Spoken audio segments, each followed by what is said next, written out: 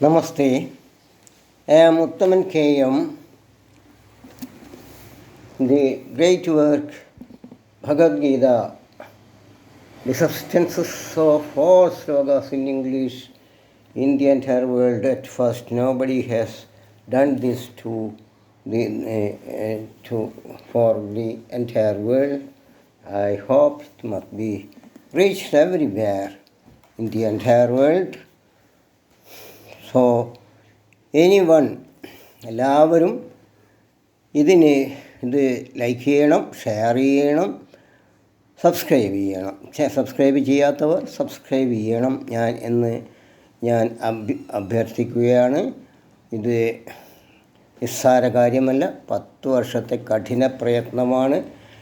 ഞാൻ എൻ്റെ സ്വന്തം എനിക്ക് ഇതിനൊക്കെ നിർദ്ദേശം നൽകിയത് എന്നെ ഇവിടെ വയർളം കുന്നിന്മേലുണ്ടായിരുന്ന സ്വാമിജിയാണ് എനിക്ക് ആദ്യമേ അതിനുള്ള ഒരുക്കങ്ങളൊക്കെ അദ്ദേഹം തന്നെ ഞാൻ അറിയാതെ അറിഞ്ഞുകൊണ്ടോ ചെയ്തിട്ടുണ്ട്. എന്നെ പൂർണ്ണമായും സ്വാമികൾ സമാധിയായെങ്കിലും ഇപ്പോഴും എന്നെ നയിച്ചു കൊണ്ടിരിക്കുന്നത് സ്വാമികൾ തന്നെയാണ്. അതുകൊണ്ട് എല്ലാവരും ഭക്തന്മാരായ നിങ്ങൾ ഭക്തരായാലും ഇത് ജീവിതത്തിൻ്റെ വിജ്ഞാനമാണ്. ഇത് കേൾക്കെങ്കിലും ചെയ്യണം. കേൾക്കുന്നത് തന്നെ കേട്ടാൽ തന്നെ വായിക്കുന്നതിന് സമാനമായ ഫലം ലഭിക്കും എന്നാണ് ഭഗവാൻ കൃഷ്ണൻ പറഞ്ഞിരിക്കുന്നത്. അതുകൊണ്ട് നിങ്ങൾ ഇതൊക്കെ സബ്സ്ക്രൈബ് ചെയ്യണം. പിന്നെ ഞാൻ ചെയ്തത് 1000 വർഷമെങ്കിലും ആയിട്ടുണ്ടാവും സംസ്കൃതത്തിലൊരു മഹാകാവ്യം വന്നത്. മുത്തപ്പൻ ആദ്യം ചെയ്തത് അതാണ്, മുത്തപ്പൻ സംസ്കൃത മഹാകാവ്യം. അതാണ് ഇങ്ങനെയുള്ള കാര്യങ്ങളൊക്കെ അങ്ങനെ വന്നു ചേരുന്നതാണ്. ഇതൊക്കെ ഞാൻ ഇങ്ങനെ പറയാതെ പറ്റുകയില്ല. എനിക്ക്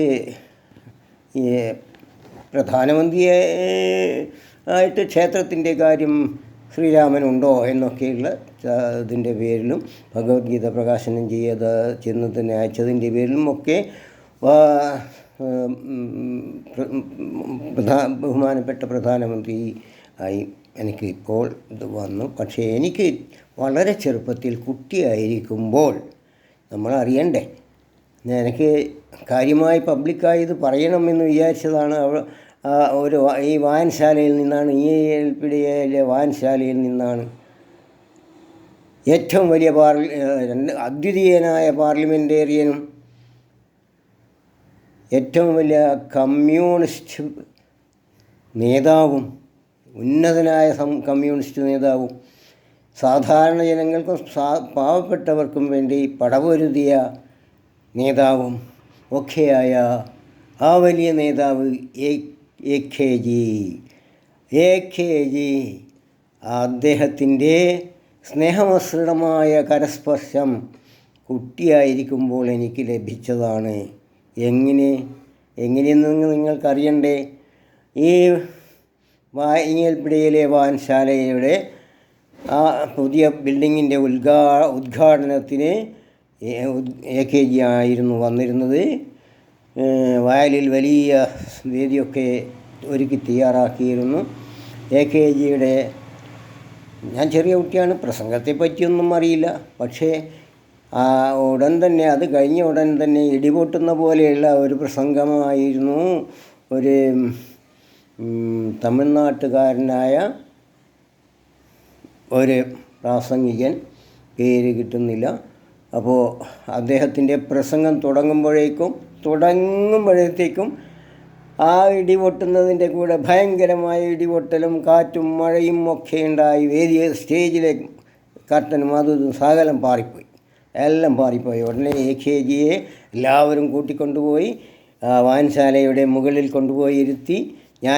എൻ്റെ വീട്ടുകാരൊക്കെ പരിപാടിക്ക് വന്നിരുന്നു. ഞാൻ ജ്യേഷ്ഠൻ്റെ കൈ പിടിച്ചിട്ടാണ് വന്നത്. അതേപോലെ ജ്യേഷ്ഠനും അങ്ങ് ഓടിപ്പോയി വായനശാലയിലേക്ക് പോയി. എങ്ങനെയാണെന്നറിയില്ല, ഞാൻ എൻ്റെ ജ്യേഷ്ഠൻ്റെ കയ്യിൽ നിന്നൊക്കെ വിട്ട് AKGയെ മുകളിൽ കൊണ്ടുപോയി എത്തിക്കുമ്പോൾ ഞാനും എങ്ങനെയാണ് മുകളിലെത്തി AKGയെ ഇങ്ങനെ വട്ടം കൂടി ആൾക്കാർ നിന്നിരിക്കുകയാണ്. എന്നാൽ അതിൻ്റെ മുന്നിൽ, ഏറ്റവും മുന്നിൽ ഞാനും വേറെ 2 കുട്ടികളപ്പുറവും.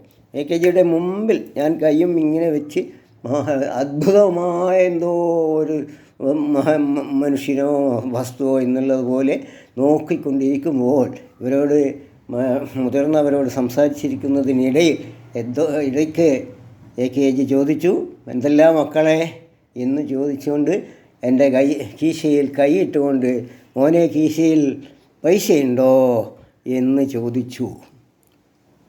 നിസ്സാര കാര്യമാണോ അത് ചിന്തിക്കുന്നെങ്കിൽ? പക്ഷേ ഇത്രയും വലിയ ഒരു നേതാവിൻ്റെ കരസ്പർശം, സ്നേഹമസൃണമായ കരസ്പർശം എനിക്ക് ലഭിച്ചത് എൻ്റെ ജീവിതത്തിൽ ശരിക്കും ഒരു ഭാഗ്യം തന്നെയല്ലേ. ഇതൊക്കെ ഓരോ ഭാഗ്യമാണ് അങ്ങനെ വന്നു ചേരുന്നത്. അങ്ങനെ ഞാൻ ചെയ്തതും ഒക്കെ അങ്ങനെയുള്ള ആർക്കും ഇതേവരെ സാധിക്കാത്ത സംഗതിയാണ് ഭഗവത്ഗീത ഇംഗ്ലീഷിൽ ചെയ്തത്. ഒരാളും ഭഗവത്ഗീതയ്ക്ക് പ്രസംഗം എഴുതിയിട്ടുണ്ട്. പ്രസംഗവും ഓരോ ശ്ലോകത്തിനും അതിൻ്റെ ആശയം ഇംഗ്ലീഷിൽ ചെയ്യുക എന്ന് പറയുന്നത് ഒരാളും അതുവരെ ചിന്തിച്ചിട്ട് പോലും ഇല്ല. അത്രയും മാത്രം പറയാം. അതാണ്, ചിന്തിക്കാൻ പോലും ഭയമായിരുന്നു. ഇതിലേക്ക് എന്നെ പിടിച്ചുയർത്തിയത് സ്വാമികൾ തന്നെയാണ്. സ്വാമികൾ സമാധിയായിരുന്നു. ഞാൻ അവിടെ പോയി, സ്വാമികൾ എന്നോട് സംസ്കൃതം ഇംഗ്ലീഷും കൂട്ടി പഠിക്കാൻ പറഞ്ഞിരുന്നു മുൻപ്.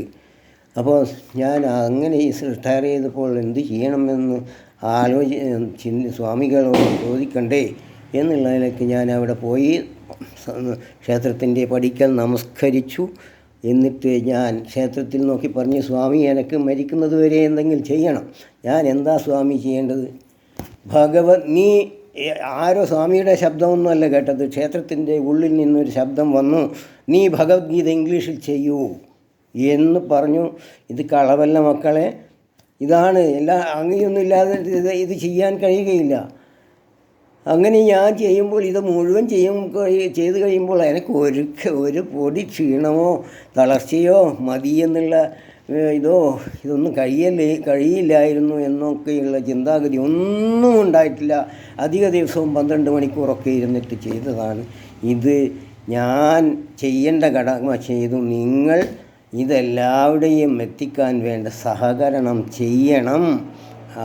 ഇത് ചെയ്യണം. നിങ്ങളെല്ലാവരും സഹകരിക്കണം, ഷെയർ ചെയ്യണം, ലൈക്ക് ചെയ്യണം. എല്ലാവർക്കും, നിങ്ങൾക്ക് കഴിയുന്നവർക്കൊക്കെ ഇത് കൈമാറണം. അപ്പോൾ ഞാൻ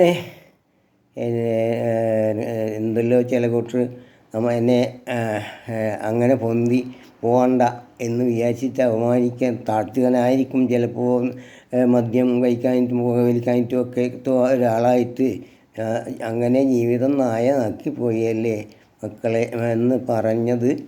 അപ്പോഴാണ് ഞാൻ എന്താ ഇതിങ്ങനെ. അപ്പോൾ അതൊക്കെ ഞാൻ അങ്ങനെ ചിന്തിച്ചു. ഞാൻ എന്ത് ചെയ്തു? ചെറിയ ക്ലാസ് മുതൽ 5ാം ക്ലാസ് ആദ്യം എല്ലാവരും കട്ടപ്പുരയിലായിരുന്നു, വാടകപ്പുരയിലായിരുന്നു താമസിച്ചത്. അതിൻ്റെ ഇടയിൽ 5ാം ക്ലാസ്സിലാകുമ്പോഴാണ് ഒരു സ്ഥലം വാങ്ങി അവിടെ ഷെഡ് കെട്ടി താമസിക്കാൻ തുടങ്ങി. അത് മുഴുവൻ കാടായിരുന്നു, അത് വഴി പോലുമില്ല. മുന്നിലത്തെ ഇടയിൽ മുഴുവനും കാടാണ്. അങ്ങേ ഭാഗം ഭയങ്കരമായ പാറയാണ്, അങ്ങോളം പടർന്ന് കിടക്കുന്ന പാറയാണ്.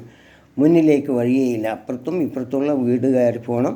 അതുപോലെ തന്നെ മൂഴിക്കരയിൽ നിന്ന് മഴക്കാലത്ത് ഇങ്ങോട്ട് വരുന്നവർ ഞങ്ങളുടെ പിന്നിലൂടെയോ മുന്നിലൂടെയോ അപ്പുറമുള്ള പറമ്പൊക്കെ കയറിയിട്ടാണ് പോയിരുന്നത്. ഞാൻ 6ാം ക്ലാസ് മുതൽ ഞാൻ കുറച്ചൊക്കെ വളപ്പിൽ കയറി കുറച്ചൊക്കെ കാട് പോക്കി അവിടെ മരച്ചീനി കമ്പുകൾ നട്ടു. അങ്ങനെ കുറച്ചൊക്കെ ആയി. ഒരു കോർണറിൽ മുഴുവനും നാഗർത്താൻകോട്ട പോലെ ഉണ്ടായിരുന്നു. എന്നാൽ അതും പോക്കണം എനിക്ക്. അപ്പോൾ ഞാൻ 9ാം ക്ലാസ്സിൽ എത്തുന്നതിന് മുമ്പേ അങ്ങനെയാണ് ഞാൻ കുറച്ച് വലുതായി. അപ്പോഴാണ് ഞാൻ അവിടെ പോയി സന്ധ്യയ്ക്ക് ദിവസവും പ്രാർത്ഥിക്കും.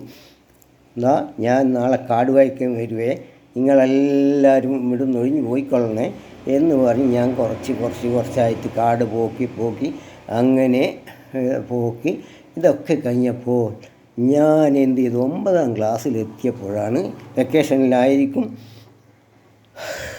ഈ ഇടയിലേക്ക് ഇറങ്ങി. നല്ല കാടാണ്, ആരും അതിൻ്റെ അപ്പുറം വലിയ ആൾക്കാർ അതിലൊക്കെ താമസിക്കുന്ന വീടാണ്. അവരൊന്നും തൊട്ട് നോക്കിയില്ല, അവർക്ക് മുന്നിലൂട്ടി ഇറങ്ങിയിട്ട് അങ്ങ് പോകാം. അപ്പോൾ ആരും തൊട്ട് നോക്കിയിട്ടില്ല. ഞാനതങ്ങനെ കുറച്ചായിട്ട് കാട് പോക്കിയ കുറച്ച് വലിയ മരങ്ങും പോലത്തതൊക്കെ ഉണ്ടായിരുന്നു. ഒക്കെ പോക്കി 9ാം ക്ലാസ്സിൽ പഠിക്കുമ്പോഴാണ് ഓർമ്മിക്കണം, എൻ്റെ ജീവിതം നായ നക്കിയോ എന്ന് നിങ്ങൾ ഓർമ്മിക്കണം. എൻ്റെ ജീവിതം എന്തായിരുന്നു ആദ്യം മുതലേ. അത് കഴിഞ്ഞ് ഇതിൻ്റെ കാടൊക്കെ ഈ പാറകൾ പടർന്ന് ഇതായി നിൽക്കുന്ന അതിൻ്റെ ഇടയിലൊക്കെ അപ്പുറവും ഇപ്പുറവും പാറകളാണ്.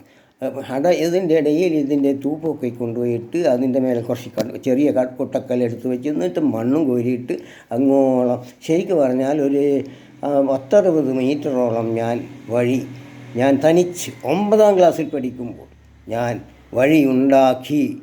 ഒരിക്കലും ആരും തിരിഞ്ഞു നോക്കാത്ത ആ വഴിയിലൂടെ പിന്നെ എല്ലാവരും അതിലൂടെ വഴി പോയി.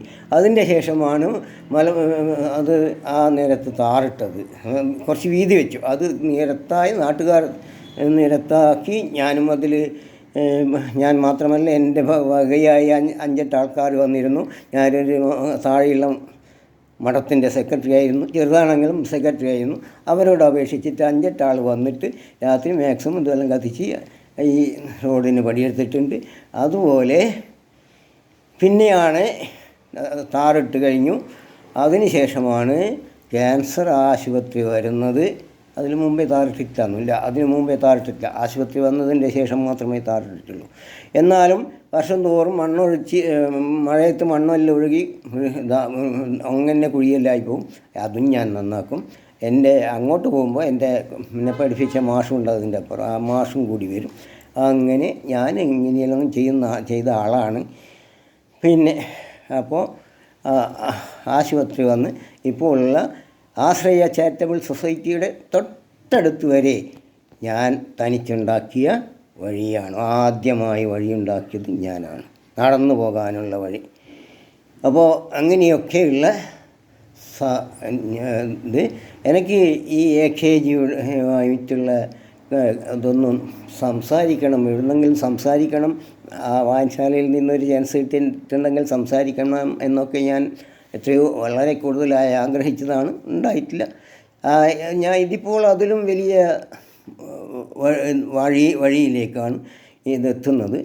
അപ്പോൾ പിന്നെ ചെറിയതായപ്പോൾ വെറുതെയല്ല, 7ാം ക്ലാസ്സിൽ എനിക്ക് വീട്ടിൽ ആടുണ്ടായിരുന്നു. അതിൻ്റെ ഇടയിൽ ആടിനെ പ്ലാവിൻ്റെ ചപ്പ് വിൽക്കുന്ന സ്ഥലം പെണ്ണുങ്ങൾ കൊണ്ടുപോയി വെക്കും. അവിടെ പോയി കാലത്ത് സ്കൂൾ പോകുന്നതിന് മുമ്പേ വാങ്ങിക്കൊണ്ടുവരണം.